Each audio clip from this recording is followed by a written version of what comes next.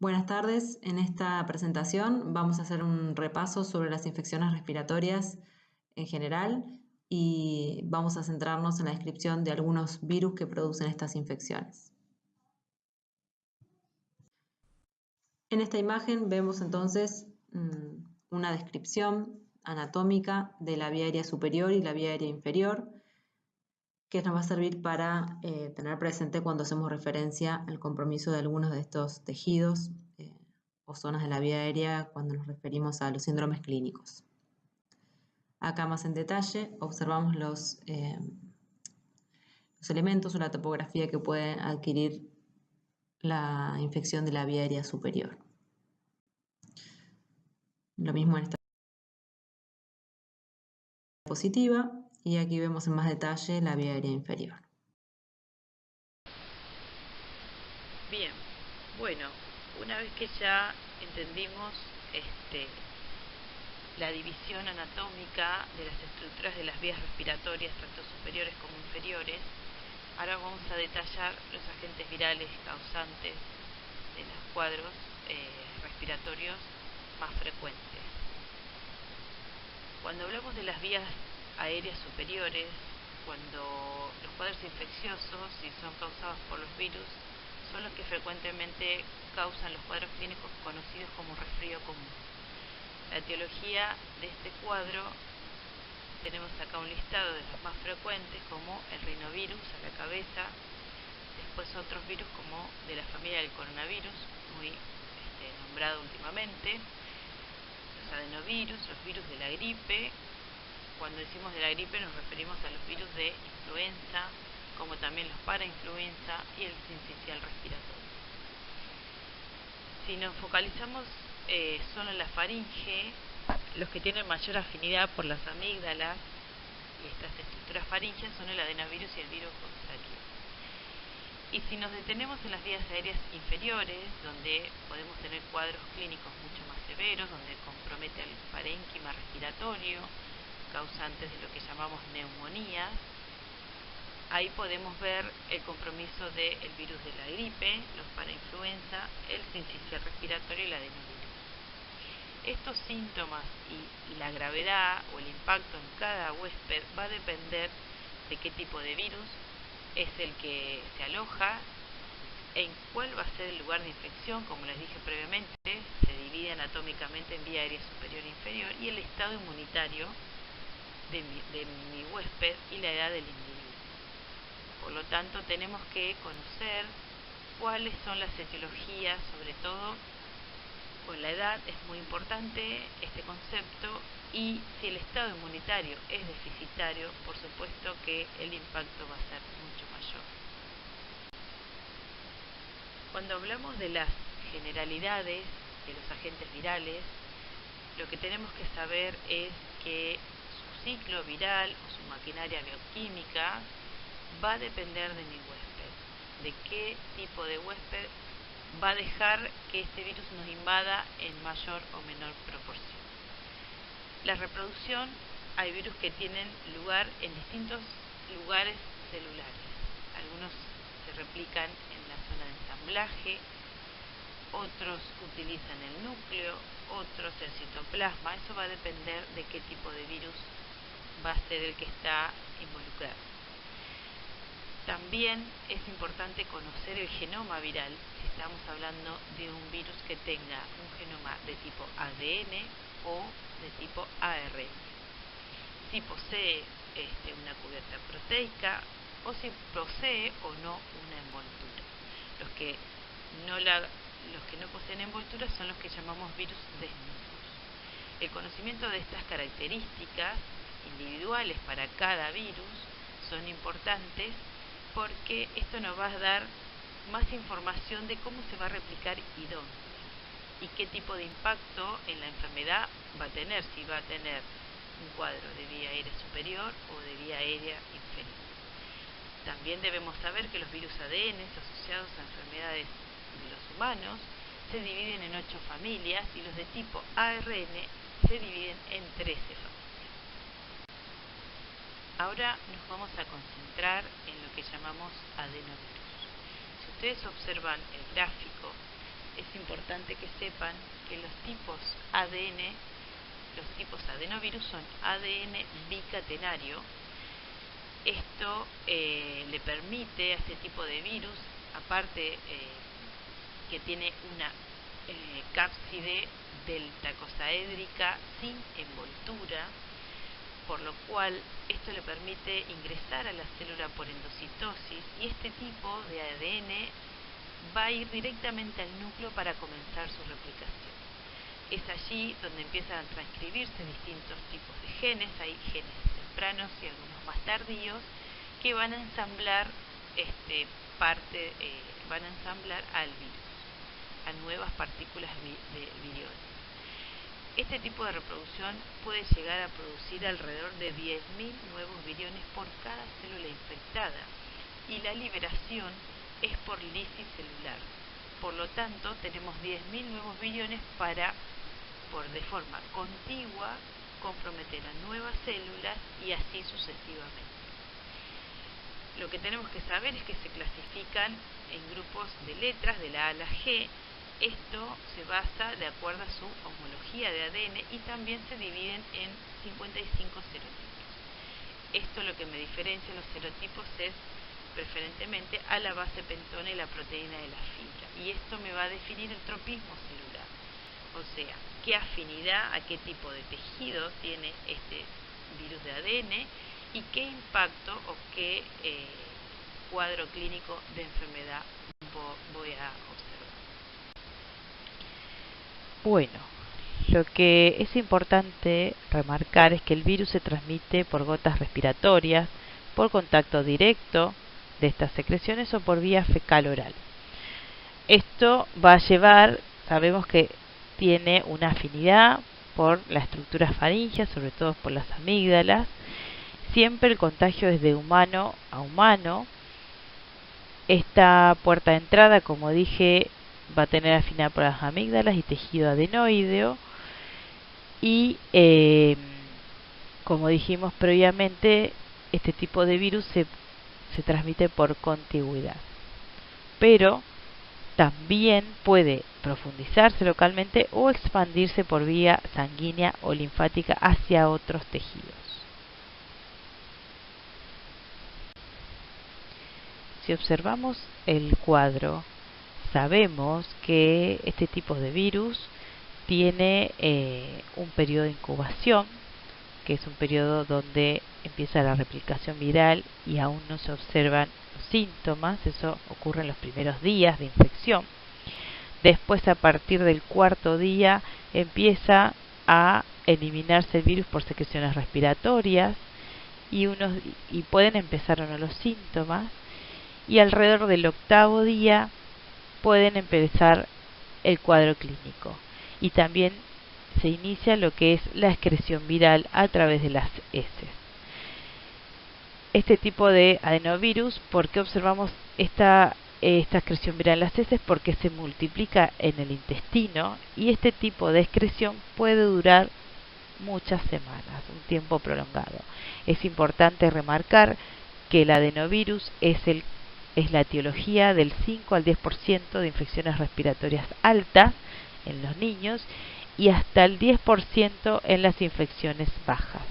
Por eso es importante recordar como etiología y sobre todo las edades. Es mucho más frecuente en los niños que en los adultos. Siempre está la salvedad de que los adultos inmunocomprometidos pueden tener cualquier tipo de infección. Como hacer un breve resumen, lo que le quiero remarcar es que el adenovirus es un ADN bicatenario, es un virus, como dijimos, de genoma de tipo ADN, es un virus desnudo, tiene 5 grupos y serotipos que comprometen al ser humano. El contacto es de humano a humano, ingresa por transmisión por gotas, contacto directo fecal-oral, se transmite por contigüidad de célula a célula. Esta reproducción intracelular que se va a producir dentro del núcleo puede producir más de 10.000 viriones, y esto va a producir la lisis celular volcando estas partículas para comprometer nuevas células. Se excreta por intestino en forma prolongada y es el causante del 5 al 10% de infecciones respiratorias altas en niños y hasta el 10% en las infecciones respiratorias bajas. Ahora vamos a cambiar de grupo de virus. Vamos a concentrarnos en el rinovirus, coronavirus y coxsackie. La estructura de los virus rinovirus, la familia es Picornaviridae, género rinovirus. Son virus los más pequeños, de cadena de tipo ARN y una estructura con una cápsula desnuda, icosaédrica. Tiene un periodo de incubación de 2 a 4 días y una replicación vírica en la nariz. Son incapaces de replicarse en el tubo digestivo, como dijimos el ejemplo previo del adenovirus. Son muy sensibles al pH ácido y su mecanismo de virulencia es la liberación de las bradiquininas y de la histamina. Producen el 50% de infecciones de vía aérea superior, principalmente en otoño y final de la primavera, sobre todo en niños lactantes y niños. Y su epidemiología es mundial. La forma de transmisión es a través de las gotas, digamos de gota gruesa, lo que podemos llamar, o gotas aerosolizadas, a través de las manos por contacto directo o a través de fomites. Recuerden que los fomites son superficies inanimadas que contienen secreciones respiratorias y nosotros las manipulamos con las manos y las llevamos a nuestras vías aéreas. La manifestación clínica es un resfriado común que puede presentarse con secreción nasal, tiene una duración de 7 a 10 días y el diagnóstico se hace a través de un lavado nasal o un hisopado para y sobre todo el diagnóstico es clínico. Si comparamos con lo que últimamente escuchamos de la familia del coronavirus, la familia es un virus semejante a lo que se conoce como una corona, es de tipo ARN monocatenario, positivo con envoltura. Tiene un periodo de incubación aproximadamente de 3 días y puede prolongarse hasta más de 10. La patogenia ingresa por vía aérea respiratoria superior, tiene un tropismo para permanecer en ellas y es la segunda causa más frecuente de resfrío común después del picornavirus y afecta sobre todo a lactantes y niños. Pero bueno, esto es una epidemiología habitual normal. En este momento, al estar en pandemia, es el virus predominante en nuestro país. Como sabemos, la vía de transmisión es de gota gruesa, contacto con secreciones respiratorias y lo que produce es un resfrío común. La duración puede ser de 7 a 10 días y el diagnóstico se hace a través de un panel viral con parte de los signos clínicos y el hallazgo o la confirmación diagnóstica se hace a través de la PCR.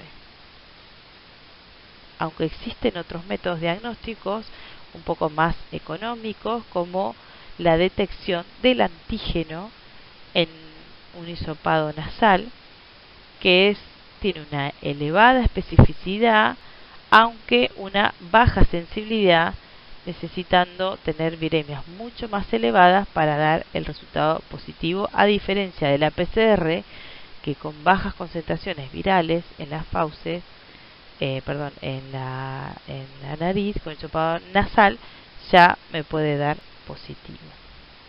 Si hablamos de de la familia de Picornaviridae, el virus tipo coxsackie es del género enterovirus, también es un virus pequeño con un genoma de tipo ARN, con una estructura de una cápsula desnuda y icosaédrica.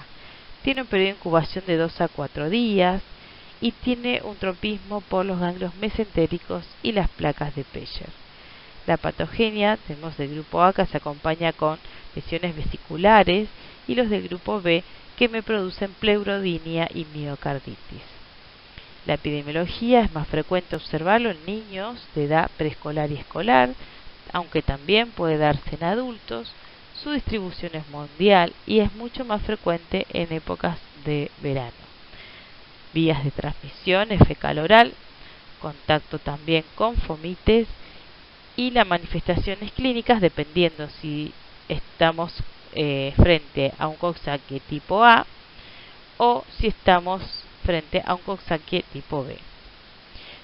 Es el causante de la enfermedad mano-pies-boca por las lesiones de tipo ampollares que se observan y la arpangina, o de los cuadros de los del grupo de tipo B, que me produce mayormente pleurodinia. Puede darme un cuadro de miocarditis, pericarditis o hasta inclusive una meningitis aséptica. La enfermedad dura de 3 a 6 días y el diagnóstico se hace por cultivo tisular de riñón de mono, si estamos igual hablando de un cuadro meningio, a través de PCR en líquido cefalorraquídeo. Aquí podemos observar la estructura de un virus de tipo rinovirus, donde vamos a encontrar el núcleo de tipo ARN y va a estar envuelto por una estructura de tipo protómeros. Y a mano derecha podemos ver el coronavirus con la imagen que simula una corona, que van a corresponder a las glicoproteínas de tipo E2, como también la glucoproteína tipo E1, que son transmembrana, y en el centro el genoma de tipo ARN.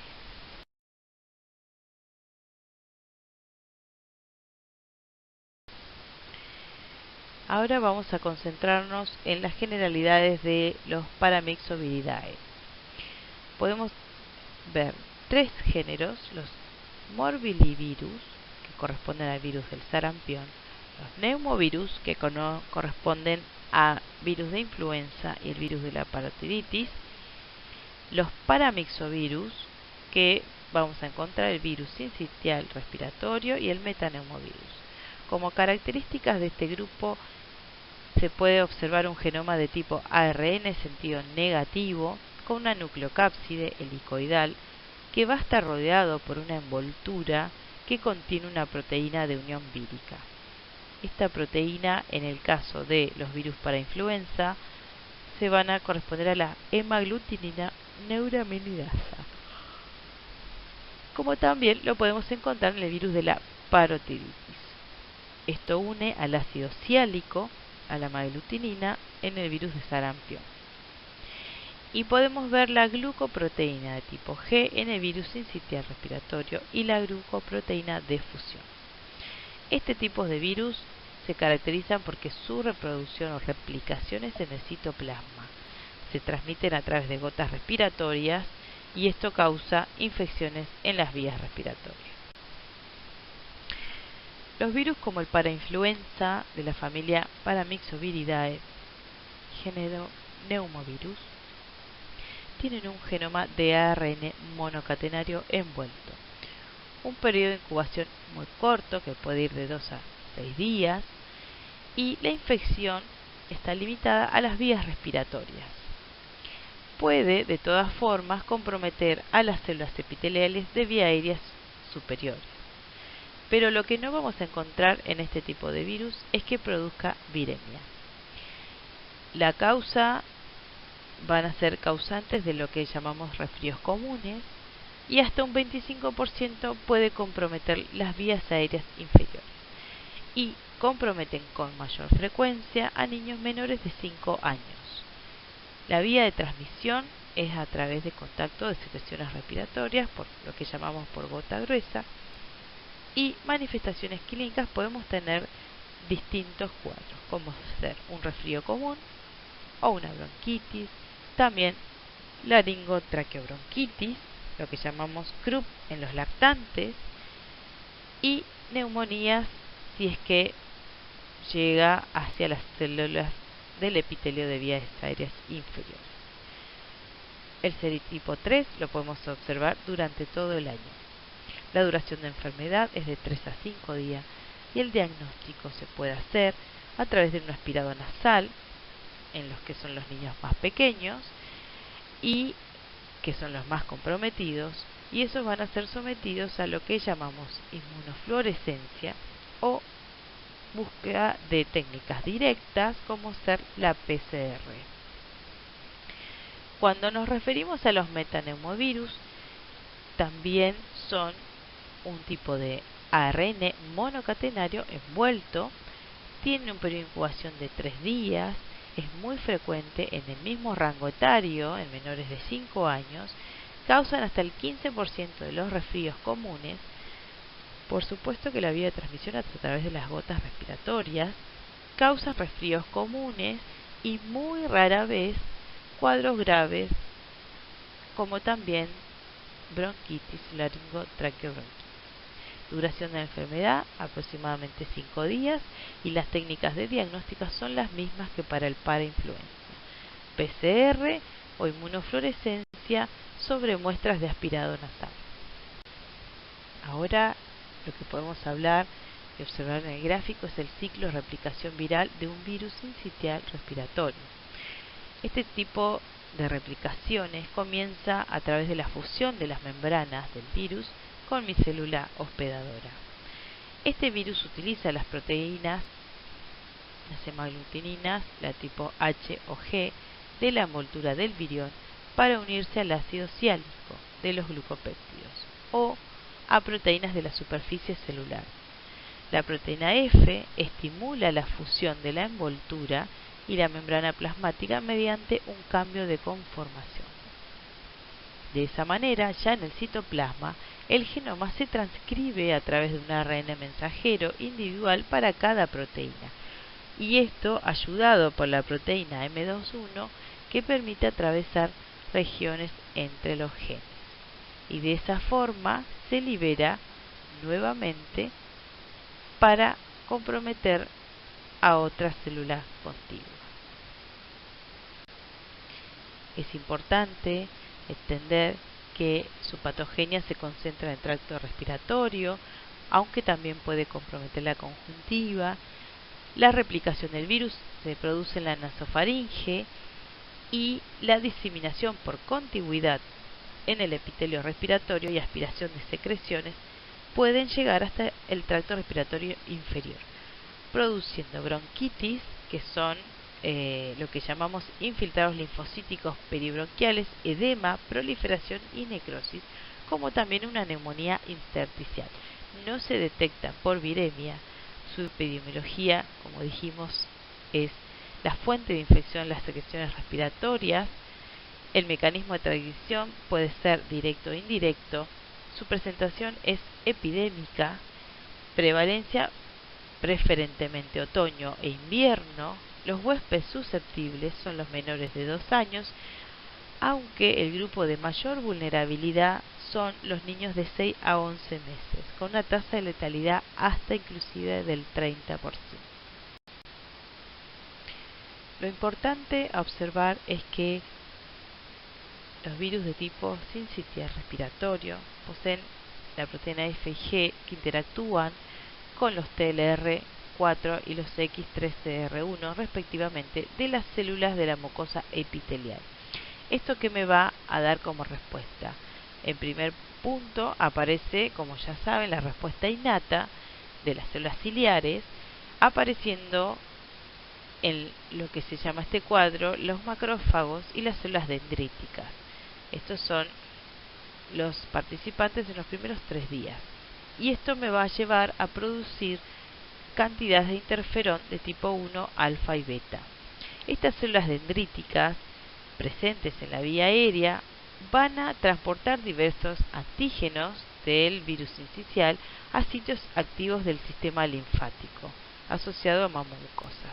Recuerden que este tipo de sistema inmune se concentraba en lo que se llama tejido respiratorio. Esto va a reforzar la respuesta innata con más migraciones de tipos de células a la mucosa.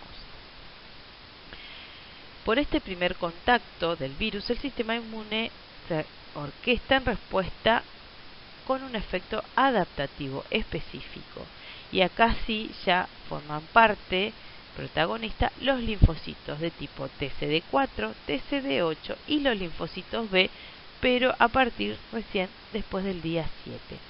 Esta respuesta adquirida lo que va a contribuir es a la eliminación de la infección a través de los linfocitos TCD8 y el interferón gamma, dejando una respuesta mediada por anticuerpos y células T sensibilizadas que protegerán por futuros nuevos contactos o reinfecciones con este virus. Entonces, nosotros, ¿qué debemos preguntarnos ante infecciones respiratorias agudas? ¿Qué debemos saber? Agente infeccioso, cómo se transmite, cómo es su transmisibilidad y su virulencia. Mi huésped, la edad, como dijimos, hay algunos virus que son más frecuentes en niños lactantes, otros son más frecuentes en menores de 5 años y otros inclusive en adultos. El estado inmunitario y nutricional de mi huésped, porque de eso va a depender qué herramientas para el ataque o la erradicación de la infección voy a poseer, la ocupación y las infecciones concomitantes y los hábitos, y el entorno, donde ahí debemos observar lo físico, como calidad del aire, hacinamiento, estación del año. Sabemos que hay virus que son mucho más frecuentes en las épocas invernales, como otros son más frecuentes en las épocas de verano. Y el contexto, como ser el acceso a la salud de mi paciente, si ante los primeros síntomas yo poseo una respuesta, o si el acceso es mucho más difícil, apareciendo en etapas tardías de las enfermedades con un cuadro clínico mucho más severo. Esto me va a impedir manejar la infección y, por supuesto, el resultado va a ser muy diferente. Recuerden que es muy importante conocer al paciente, qué tipos de enfermedad de base posee, cómo está su estado inmunitario, para poder de alguna manera predecir qué impacto va a tener este virus en mi paciente. Si el impacto va a ser de cuadros más leves, como resfríos comunes, o si va a comprometer el cuadro anatómicamente de infecciones de vía aérea inferior, donde son mucho más severas y el resultado puede ser muy diferente. También es importante, como dijimos, la edad para asociar la frecuencia de distintos virus y la etapa estival o invernal en la cual estamos parados. Entonces, como modo de repaso, acá pueden observar un gráfico de lo que dijimos que son las vías aéreas superiores. Estas son infecciones muy frecuentes, generalmente de muy baja gravedad, y en su gran mayoría se resuelven espontáneamente. Es lo que llamamos el resfriado común, es el nombre convencional. Rinofaringitis aguda constituye uno de los principales motivos de consulta médica, de ausentismo escolar y laboral, sobre todo este año con la familia del coronavirus. Los principales agentes etiológicos son el rinovirus, que puede provocar hasta el 50%, del 10 al 15 coronavirus, y para influenza y adenovirus, como el sincicial o enterovirus, con mucho menos frecuente. Estos tipos de distribución etiológica son los que se manifiestan anualmente. En un estado pandémico como el que poseemos ahora, hay una preponderancia de un determinado virus, que en este caso es el coronavirus, donde no se van a observar este tipo de distribución hasta que este momento pandémico se resuelva. Por eso también es muy importante qué tipo de presentación voy a tener, ya sea endémico o epidémico, y la incidencia en nuestro país. A través de eso se logra por la vigilancia epidemiológica constante y el reporte del Ministerio de los agentes virales circulantes. Y cuando nos referimos a la faringitis y a las amigdalitis, la mayoría son virales. El agente bacteriano que más frecuentemente lo produce es del tipo Streptococcus pyogenes. El diagnóstico diferencial se realiza a través de un exudado faríngeo o un test rápido para detección de este Streptococcus pyogenes. Es un test muy sencillo que tiene un diagnóstico en menos de 15 minutos y se puede acceder en cualquier tipo de guardia fácilmente. Y cuando hablamos de los cuadros más severos, cuadros clínicos de vías aéreas inferiores, donde poseemos lo que son los pulmones propiamente dichos, los bronquios, acá podemos observar lo que llamamos neumonía, que es la infección aguda del parénquima alveolar.